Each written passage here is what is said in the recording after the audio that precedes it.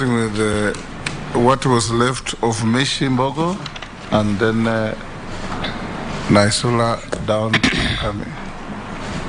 Mr. Speaker, if it may have escaped Nishi, when I was discussing about the livestock, on how we will be able to bring them together to add value, I also mentioned that I will be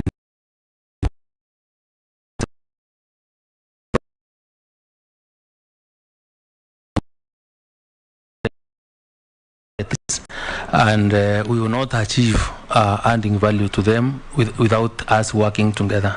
So if it's for coconut and other nuts that can produce edible oils, because there are many that are there. So I'll be open so that we understand how it can be done.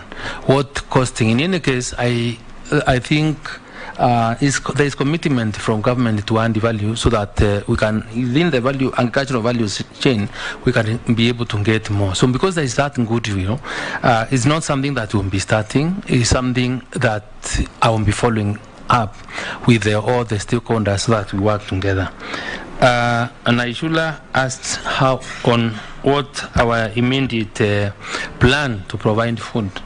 I think I said earlier from the beginning that if people are dying today and they want food, the fastest way to ensure that they have food is relief food.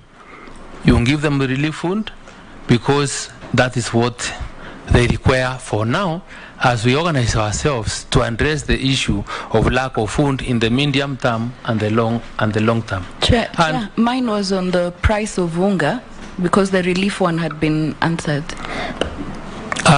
The price of unga, Mr. Speaker, I don't think will also come down immediately, because unless government is willing and ready to continue with the subsidy to bring down the cost of unga.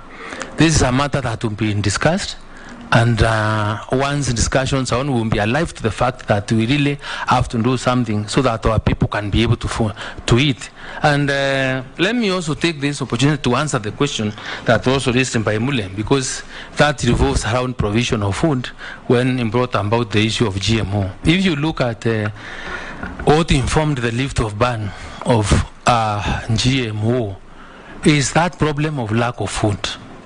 And we'll have to make choices, Mr. Speaker, and ask ourselves whether we need to let our people die or adopt GMO.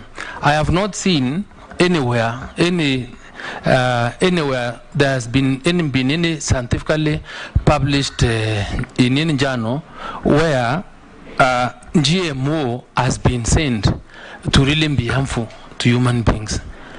Mr. Speaker, I want to point of clarification, Mr. Speaker, to the nominee, and they need to probably do more research. There is a great scientist in France who has done extensive research on GMO, reports done, and why the government of the day of the late Honorable Mwai Kibaki banned GMO was based on scientific proof of how dangerous the GMOs can be. And the worst part of it is, Honorable Nominee, the seeds cannot regenerate. You cannot replant a GMO seed, and that's scientific. I wish you gave me time to continue answering this question, because the research on document that's popularly referred to was later pulled down, or was the